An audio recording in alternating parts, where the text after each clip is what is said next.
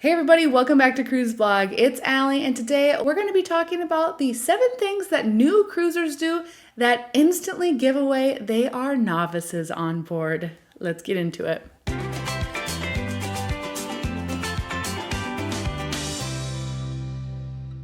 Taking your first cruise is an exciting milestone. Although it's easy to make a few rookie mistakes, nobody's first voyage is ever perfect.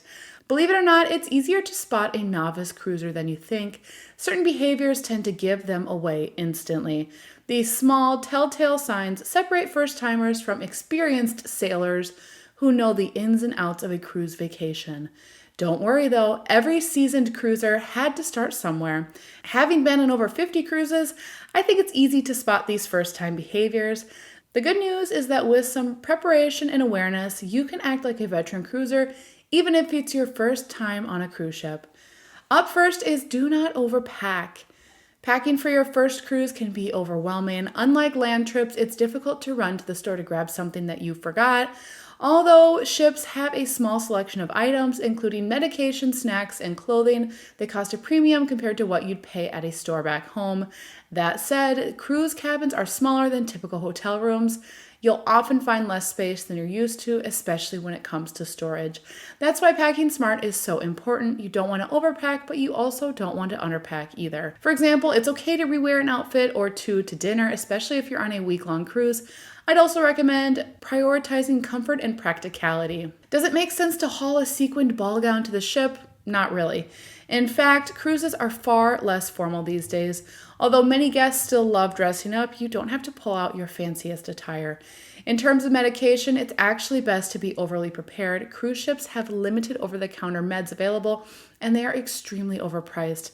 Typically, I always bring a DIY first aid kit that has pain relievers, cold and flu meds, band-aids, motion sick meds, eye drops, toothache gel, cough drops, and antacids. Next, you'll want to avoid booking your flight for the day the ship departs. You never ever want to book your flight on the day of your cruise because it's way too risky. One delay or frustrating cancellation could mean you miss your ship's departure and they will not wait for you. Instead, fly to your embarkation city the night before.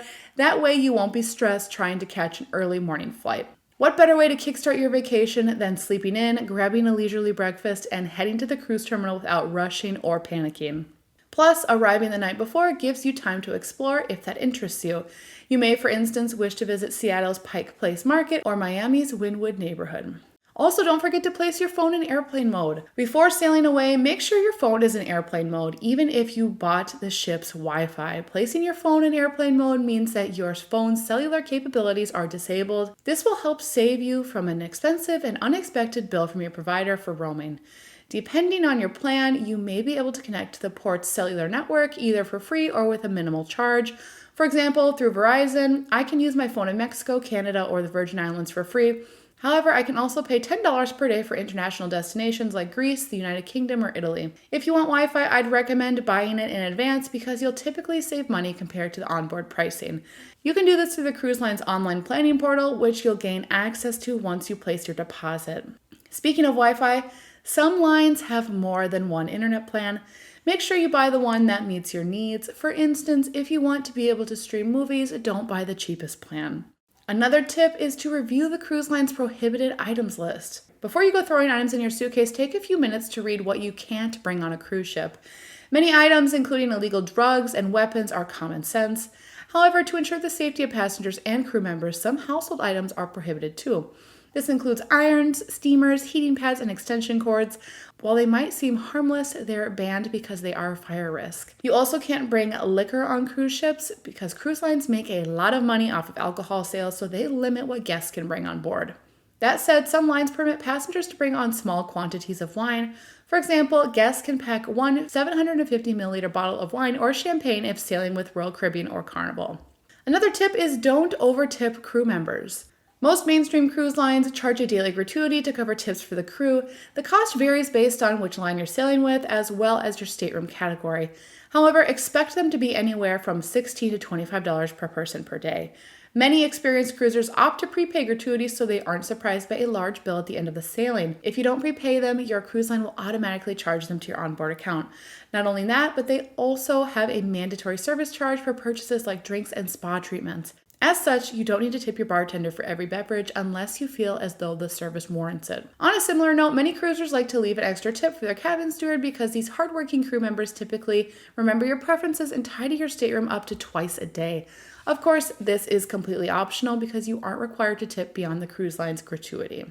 You'll also want to understand what is and isn't included in your cruise fare. Cruises aren't all-inclusive vacations. While your base fare covers a lot, there are plenty of opportunities to spend more on board. That said, if you don't know what's included, you may not know where you want to splurge to make the experience more inclusive and convenient. For example, although certain beverages like water, tea, lemonade, and coffee are covered, cocktails, wine, beer, and soda often cost extra. If you don't want to worry about counting every penny, a drink package might be worth considering. Similarly, if you want to stay connected with friends and family back home, you'll need to add the cost of an internet package to your budget. You may find that there's more included than you think, too. For instance, you can order more than one appetizer, entree, and dessert in the main dining room. This means if you don't like your first choice or can't decide between the two options, you don't have to stress about racking up extra charges. Additionally, youth programming in the kids club is included, as well as most entertainment and activities. Things like Deal or No Deal or Bingo typically cost extra, though. And finally, don't book the cheapest cabin just to save money. Finally, the stateroom you choose can significantly impact your cruise experience. If you really don't care about spending a lot of time in your stateroom, a windowless interior cabin may be the best option, giving you extra money to allocate towards other add-ons. However, they aren't the right fit for everybody. If you want to wake up to scenic ocean views and relax on a private veranda, a balcony might be worth the splurge. On a similar note, there are sometimes multiple subcategories of cabins within each stateroom type. For example, I met a family once who didn't know that Oasis-class ships had different categories of balconies.